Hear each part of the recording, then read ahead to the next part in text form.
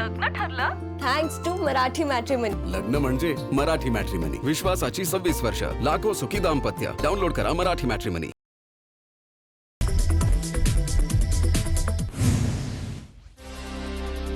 मुख्यमंत्र्यांसह सर्व मंत्र्यांच्या ताफ्यातील वाहनांची संख्या अर्ध्यावर. इंधन बचतीसाठी मुख्यमंत्री फडणवीसांचे 6 मोठे निर्णय. सुरक्षेची तडजोड न करता मंत्र्यांच्या ताफ्यातील वाहन संख्येवर मर्यादा. मुख्यमंत्री फडणवीसांचा बैठकीत निर्णय. पोलीस महासंचालक मुख्य सचिवांची बैठकीला उपस्थिती.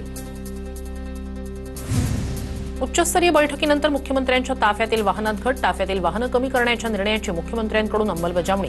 मुख्यमंत्री फडणवीसांच्या ताफ्यात अवघ्या 4 गाड्या. पंतप्रधान नरेंद्र मोदी आणि अमित शहा यांच्या ताफ्यातील वाहनांमध्ये घट. इंधन संकटाच्या पार्श्वभूमीवर मोठा निर्णय. देशहितासाठी मोदींकडून इंधनाचा वापर कमी करण्याचं आवाहन. मंत्री अधिकाऱ्यांचे विदेश दौरे रद्द. अत्यावश्यक सोडून विमान हेलिकॉप्टर दौऱ्यावर बंदी. मुख्यमंत्री फडणवीसांचा निर्णय. मंत्री अधिकाऱ्यांनी आठवड्यातून 1 दिवस सार्वजनिक वाहतुकीनं प्रवास करावा. जास्तीत जास्त बैठका व्हीसीनं कराव्या. उच्चस्तरीय बैठकीत मुख्यमंत्र्यांच्या सूचना. अंमलबजावणी करता येत नसेल तर थट्टा मस्करीही नको. मुख्यमंत्री फडणवीसांकडून विरोधकांची कान उघडणी. तर पंतप्रधानांच्या आवाहनाची थट्टा नको. कोरोनाच्या महासंकटातून मोदींनीच देशाला सावरलं. उपमुख्यमंत्री शिंदेंचं वक्तव्य.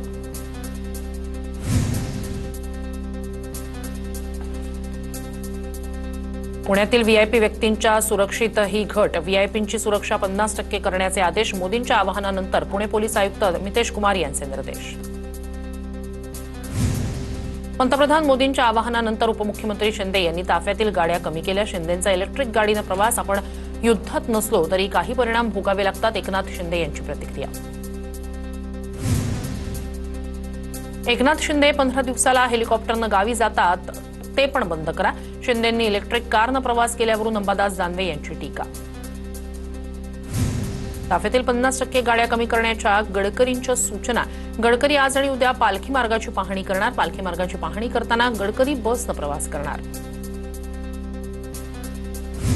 काँग्रेस नेते नाना पटोले यांच्याकडून मुख्यमंत्री फडणवीसांची भेट. मुख्यमंत्री आणि मंत्र्यांनी ताफ्यातील गाड्या कमी कराव्या. पटोलेंकडून विनंती. मतदारसंघातील विविध कामांसंदर्भातही भेट घेतल्याची माहिती.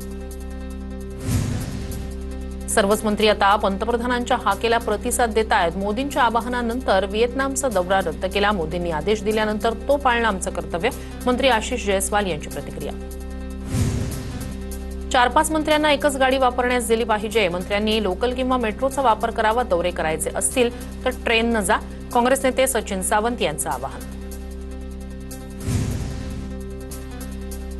पंतप्रधान मोदींकडून जनतेला वर्षभर सोनं खरेदी न करण्याचं आवाहन. मात्र दुसरीकडे सराफा बाजारात चिंतेचं वातावरण. मोदींचं आवाहन मान्य असलं तरीही रोजगारावर थेट परिणाम होण्याची व्यावसायिकांना भीती.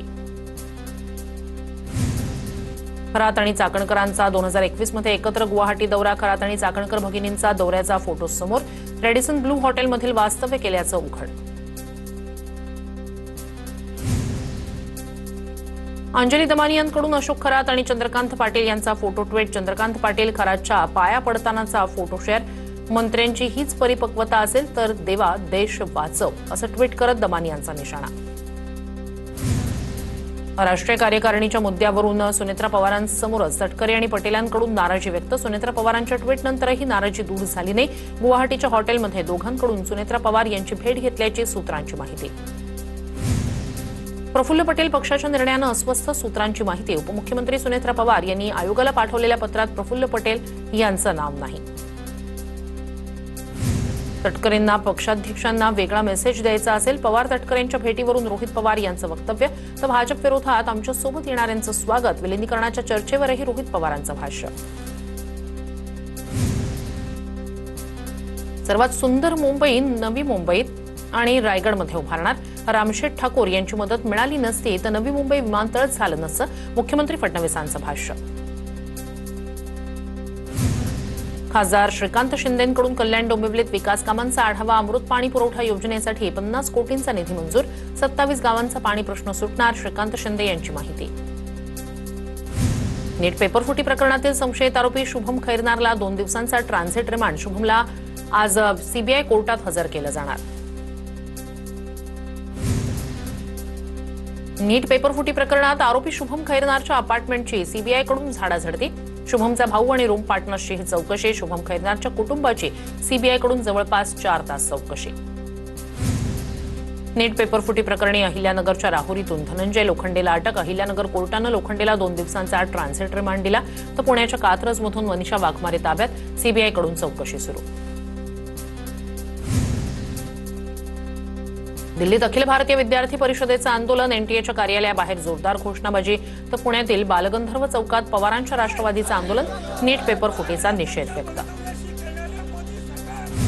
नीट पेपरफुटी प्रकरणात भाजप पदाधिकाऱ्याचा हात. राजस्थान भाजप नेता दिनेश बिंवाल यांचा सहभाग. दिनेश बिंवालनं 30 लाखात नीट पेपर विकला.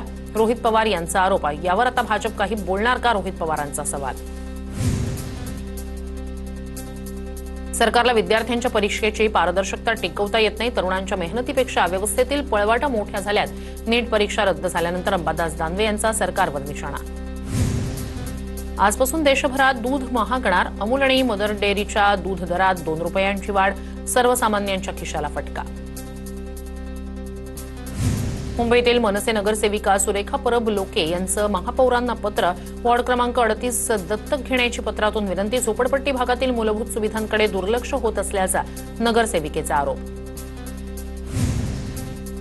कल्याण डोंबिवली महापालिकेकडून भावना इमारतीला रिकामी करण्याची नोटीस. बांधकाम नियमांचं उल्लंघन आणि रहिवाशांचा बेकायदेशीर ताबा असल्याचं पालिकेकडून कारण. 29 कुटुंबांवर बेघर होण्याची वेळ. संत ज्ञानेश्वर महाराज पालखीच्या मुक्कामाचा वाद अखेर मिटला. माऊलींच्या पालखीचा पुण्यातील मुक्काम भवानी पेठेतच होणार. देवस्थानकडून पालखी सोहळ्याचं वेळापत्रक जाहीर. बीडच्या पाटोदा परिसराला वादळी वाऱ्यासह पावसाचा तडाखा. अनेक घरांवरील पत्रे उडाले. काही ठिकाणी झाडं उन्मळून पडली. तहसील कार्यालयाच्या आवारात उभारलेला जाहिरात फलकही वाऱ्यामुळे कोसळलेला.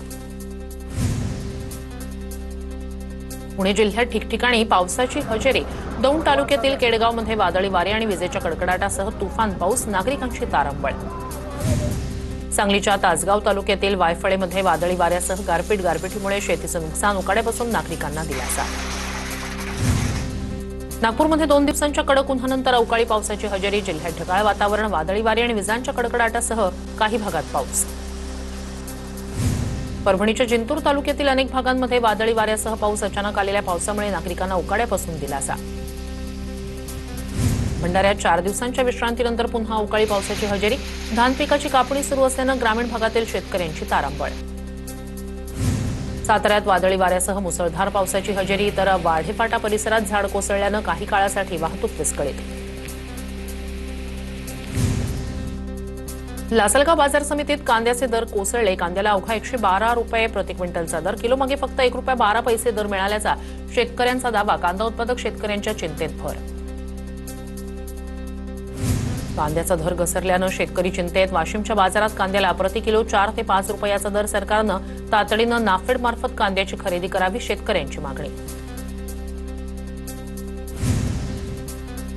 सोलापूरच्या माढ्यातील भोंदू नाना विरकरला पुन्हा 3 दिवसांची पोलीस कोठडी. भोंदू नाना विरकर फसवणूक प्रकरणी अटकेत. 5 दिवसांची कोठडी संपल्यानंतर विरकरला कोर्टात हजर करण्यात आलं.